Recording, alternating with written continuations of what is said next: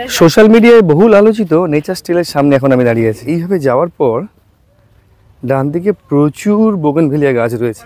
এই যে aquatic plant, great banyan tree. এই চ্যানেলের একটা নতুন ভিডিওতে তোমাদের সকলকে স্বাগত জানাই। আজ আমি এসেছি আচার্য জগদীশচন্দ্র বসু ইন্ডিয়ান বোটানিক গার্ডেনে, সংক্ষেপে যাকে বলা হয় বোটানিক্যাল গার্ডেন বা বি গার্ডেন। আজ আমি তোমাদের সম্পূর্ণ বি গার্ডেনটা ঘুরিয়ে দেখাবো। তাছাড়াও জানাবো কিভাবে আসবে এখানে, এবং এখানের টিকিট মূল্য ও সময়সূচি সম্পর্কেও জানাবো, এবং বোটানিক্যাল গার্ডেনের সমস্ত খুঁটিনাটি তথ্য দেব। আর বর্তমানে শিবপুর বি গার্ডেনের প্রধান আকর্ষণ নেচার ট্রেল বা প্রকৃতিপথ পুরোটাই ঘুরিয়ে দেখাবো। জায়গাটা এখানে একটা সুন্দর ওঠার জায়গা আছে।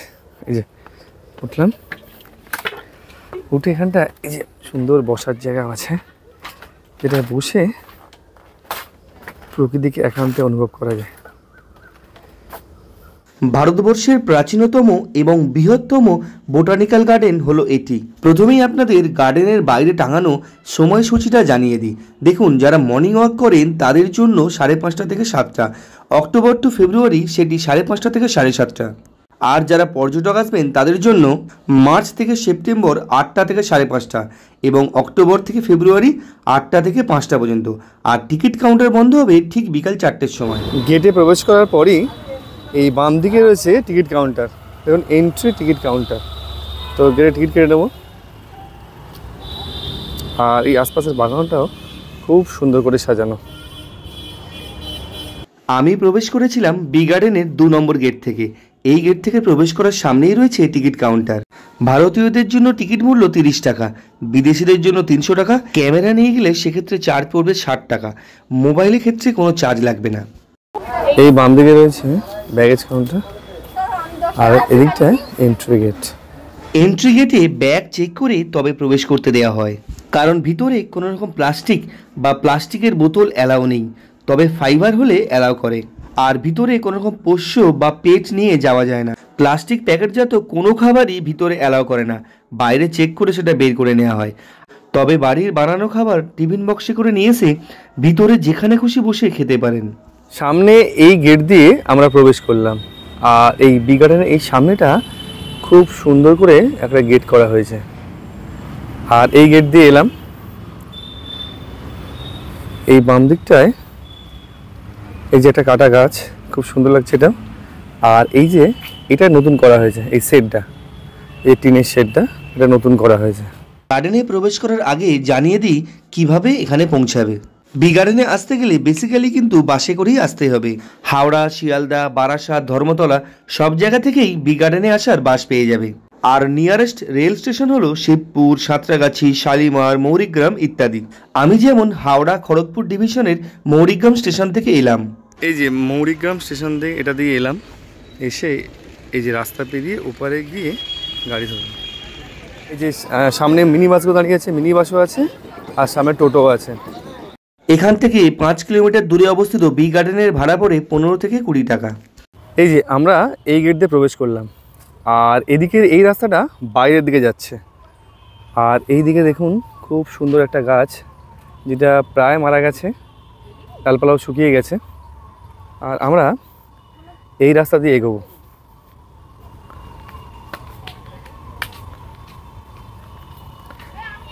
ডান দিকে এখানে একটা ম্যাপ দেওয়া আছে, দেখুন। এই ম্যাপটা লক্ষ্য করে এই বি গার্ডেনের কোথায় কি আছে সেটা দেখতে পাবেন। এদিকেও একটা বোর্ড দেওয়া আছে, আর এদিকে সোজা রাস্তা গেছে, আর এপাশেও একটা বোর্ড দেওয়া আছে। দেখুন, বি গার্ডেনের ঠিক কোনখানটায় কি আছে তার একটা সুন্দর ছবি সহ প্রেজেন্টেশন আছে। আর এদিকে দেখুন একটা সুন্দর ম্যাপ দেওয়া আছে অ্যারো চিহ্ন দিয়ে, উপরে, নিচে এবং ডান দিকে কোথায় কী আছে। আর এটা পুরানো ম্যাপ। দেখুন, এই বাম দিক থেকে যদি শুরু করি, নেচার স্টিল 590 মিটার পরে আছে, nursery to 430 metre, Howrah gate বাম দিকে পড়ছে। আর উপরে দেখুন রসোরিয়াম বা ইত্যাদি সব আছে পরপর। গেট বেনিয়ানটি 225 মিটার সোজা পরপর এগুলো আছে। বি গার্ডেনের যে প্রধান আকর্ষণ নেচার স্টিল, সেটা এই যে বোর্ডটা আছে, এই বোর্ডের বাম দিক থেকে যেতে হবে। দেখাচ্ছি আমি ঘুরি, এই বাম দিকের এই রাস্তা দিয়ে যেতে হবে।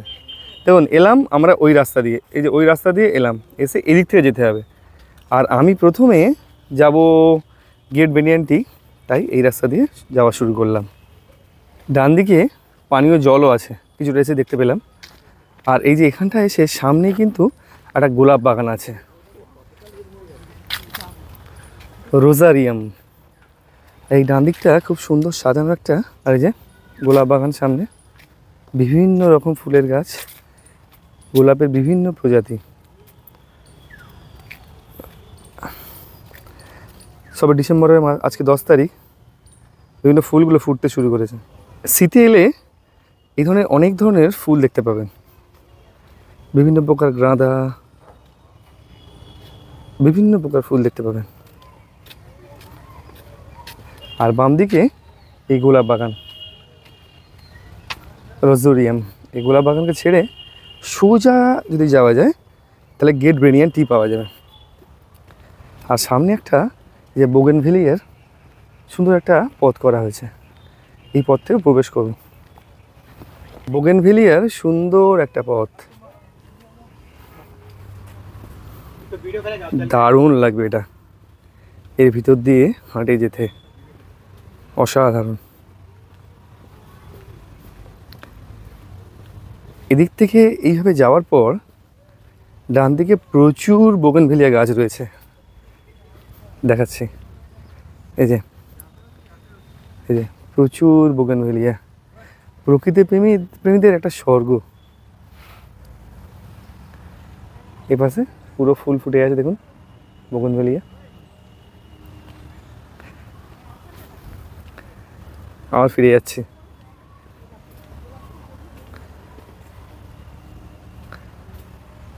এটা দিয়ে হেঁটে যেতে খুব সুন্দর লাগবে। হাঁটতে হাঁটতে সামনে চলে এলাম সেই বিখ্যাত গ্রেট ব্যানিয়ান ট্রি। প্রায় 300 বছরের পুরানো দ্য গ্রেট ব্যানিয়ান ট্রি এর সামনে।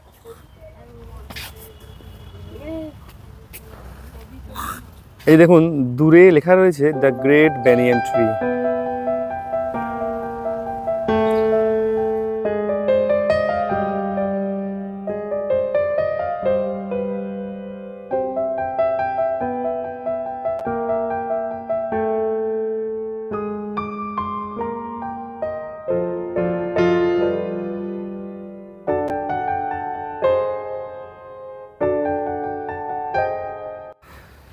আমার পিছনে দ্য গ্রেট ব্যানিয়ান ট্রি।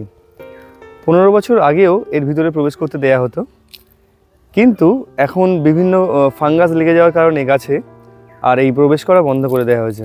ডান দিকে এই সুবৃহৎ গ্রেট ব্যানিয়ান ট্রি, আর এই বাম দিকে রয়েছে রাজকীয় অ্যাকোয়াটিক প্ল্যান্ট। এক একটা প্রায় 4 ফুট 4 স্কোয়ার ফিট হবে। দেখুন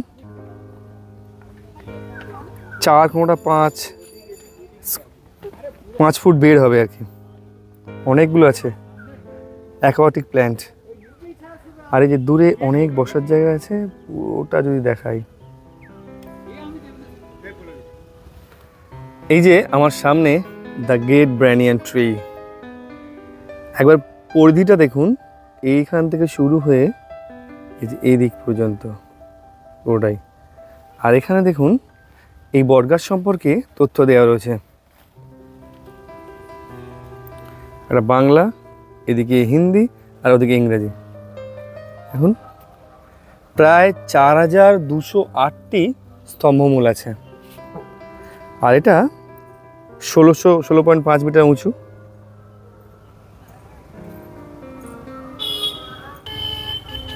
এদিকে ধারে এই গাঁদা ফুল গাছগুলো লাগানো হয়েছে দুদিকে, এখনও কমপ্লিট হয়নি।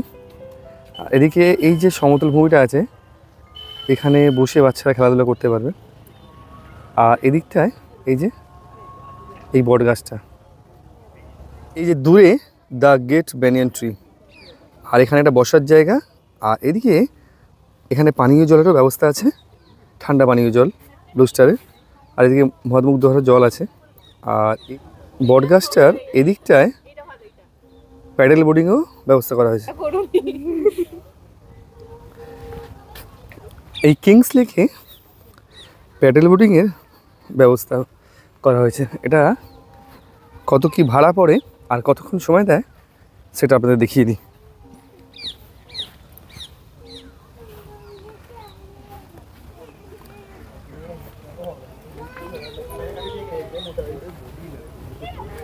ভারতীয়দের জন্য 50 টাকা, বিদেশিদের জন্য 200 টাকা এবং প্যাডেল বোটিংয়ের সময় দেওয়া হয় 30 মিনিট।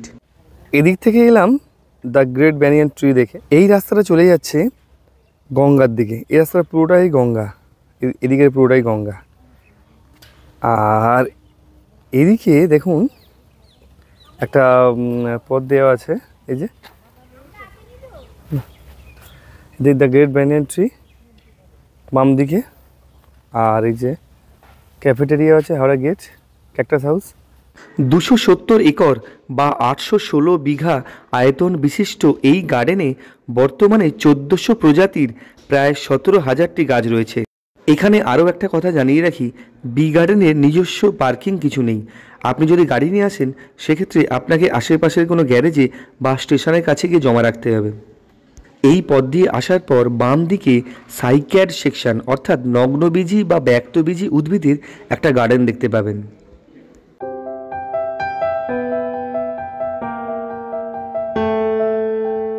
2 নম্বর গেট দিয়ে প্রবেশ করে হাঁটতে হাঁটতে আমরা গোল সার্কেলের কাছে চলে এলাম।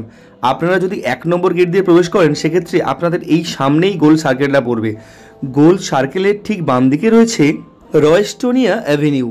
এখানে খুব বড় বড় গাছ দিয়ে একটা খুব সুন্দর পথ করা আছে। আপনাদের এই পথে যেতে খুব সুন্দর লাগবে। আর এই রয়েস্টোনিয়া অ্যাভিনিউয়ের ঠিক উল্টো দিকে 5 মিনিট গেলে পাবেন প্রকৃতি পথ বা নেচার স্টেল। ইন্ডিকেট করা আছে large palm house and nature স্টেল এদিকটায়। আর এদিকটায় এই যে এটা হলো গোল সার্কেল। এই গোল সার্কেল থেকে আর ওদিকে যে গাড়ি দাঁড়িয়ে আছে দেখুন, ওদিকটাতে 1 নম্বর গেট। আর এদিক থেকে যেতে হবে নেচার স্টেল। 1 নম্বর গেট দিয়ে এটাতে এলেন, এসে এই রাস্তাটা ধরলেই ডান দিকে পড়বে নেচার স্টেল। এই রাস্তাদের সামনে এসেই একটা বড় তাল গাছ দেখুন, কি সুন্দর তাল গাছটা। আর এপাশে আরও একটা বড় তাল গাছ একই রকম। পাশাপাশি অবস্থিত এই দুটি তালগাছের প্রায় 15 থেকে 16টি মাথা রয়েছে, যেটা সত্যি একটা অবাক করা ব্যাপার। এই রাস্তা দিয়ে আসার পর এই সোজা রাস্তা গেলে এখানে পাবেন নেচার স্টেল। বাম দিকে ওটা রাস্তা আছে, আর এই যে এই সোজা রাস্তায় পড়বে নেচার স্টেল। এদিকে ভিতরেও অনেক এই আছে, এটাও দেখতে পারেন। ভিতরে গিয়ে বসার জায়গা আছে অনেক। এটাও একটা সুন্দর গার্ডেন এরিয়া। এর ভিতরে গিয়েও বসে সময় কাটাতে পারেন, কারণ ভিতরে কাজ চলছে। এই যে খুব সুন্দর একটা গার্ডেন এরিয়া।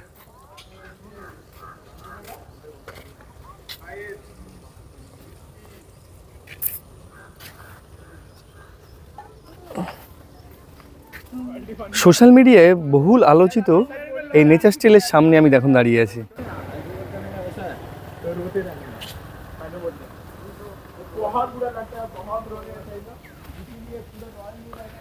নেচার স্টেল বা প্রকৃতি পথ।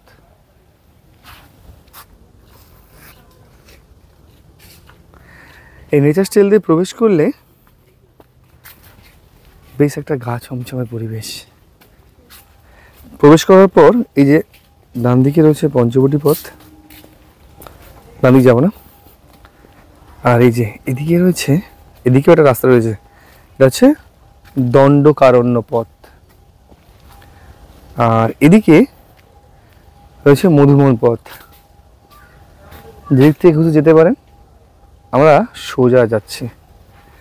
এই যে প্রবেশ করার পর এই ধরনের একটা দেখতে পাবেন, মাচা টাইপের। তবে বেরোনোর সময় এটা মাথায় রাখতে হবে। রাস্তাটা কিন্তু খুবই সরু। দেখুন বাম দিকে রয়েছে চিত্রকূট পথ, আর এই ডান দিকে মানে সোজা যে রাস্তায় এলাম সেটা হচ্ছে কাম্যকবন পথ। এই কাম্যকবন পথ দিয়ে যাওয়া শুরু করব। এদিকে তো অনেকগুলো রাস্তা আছে, এগুলোকে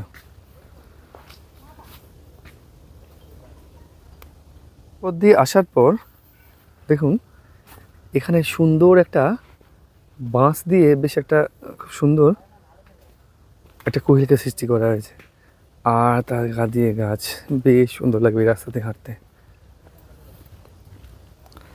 আর রাস্তাটা দেখুন বড় সরু, প্রেমিক প্রেমিকাদের একটা আদর্শ জায়গা একদম।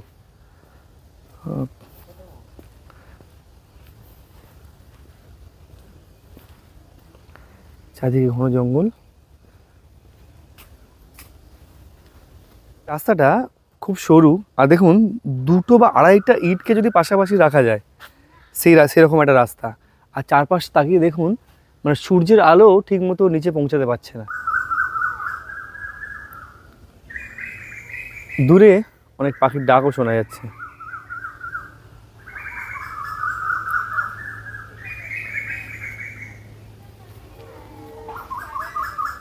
মানে প্রেমিক প্রেমিকাদের আদর্শ একটা জায়গা। এদিকে আসার পর এই ডান দিকে যাওয়ার চেষ্টা করি। ডান দিকে গেলে একটা সুন্দর কাঠের তৈরি বা বাঁশের তৈরি ব্রিজ পাবো, বেশ সুন্দর একটা বাঁশের তৈরি ব্রিজ। এদিকেও একটা রাস্তা আছে, আর এদিকে যে বাঁশের তৈরি ব্রিজের ওপর থেকে বেশ দারুণ লাগবে যেতে।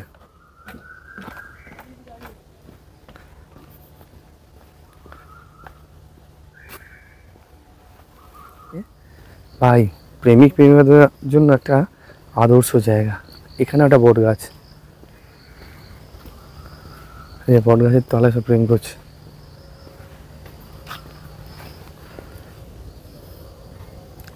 এখান থেকে ঘুরতে কিন্তু বেশ সুন্দর লাগবে, হারিয়ে যাওয়ার একটা প্রবল সম্ভাবনা রয়েছে। আর সামনে দেখুন একটা বেশ সুন্দর, এই যে বেশ জঙ্গলের আকার দেওয়া হচ্ছে, মাচা টাইপের করা আছে। আর এদিক থেকে এই রাস্তা ধরে গেলে একটা বাঁশের ব্রিজও পাবে। এই যে বর্ষাকালে এই পুকুরের জল ভর্তি হলে এই ব্রিজটা কিন্তু ডুবে যায়। দেখুন এই যে বেশ একটা পাকাপোক্ত দুর্বল সেতু, কিন্তু এটা অতটাও মানে মজবুত নয় সেতুটা। আর এই যে ওখানে উপরে একটা বসার জায়গা আছে, সেটাও কিন্তু কাপলরা দখল করে রেখেছে। বিহারের পুরোটাই এই বসার জায়গাগুলো কাপলরাই দখল করে রাখে। এই যে ওই রাস্তা দিয়ে এসে এই যে উঁচু জায়গাটা, এখানে একটা সুন্দর ওঠার জায়গা আছে। এই যে উঠলাম, উঠে এখানটা এই যে সুন্দর বসার জায়গা আছে, যেটা বসে প্রকৃতিকে একান্তে অনুভব করা যায়। বেশ সুন্দর একটা রাস্তা। আর দেখুন মানে 3টে ইটও নয়, 2.5টা ইট দিয়ে ছোট্ট সরু একটা পথ তৈরি করা হয়েছে। আর জায়গাটা পুরো অন্ধকার মতো, এত ঘন গাছপালা আছে এত প্রকারের, যে মানে সূর্য আলো ঠিক মতো এসে পৌঁছাচ্ছে না এখানে। প্রচুর ছোট ছোট পথ আছে, এই যে ভিতরে ভিতরে রাস্তা আছে, সব ভিতরে সব কাপলসরা বসে আছে। হ্যাঁ, কাপলসের পক্ষে একদম আদর্শ একটা জায়গা, প্রকৃতি পথ বা নেচার স্টাইল, অসাধারণ সুন্দর একটা রাস্তা।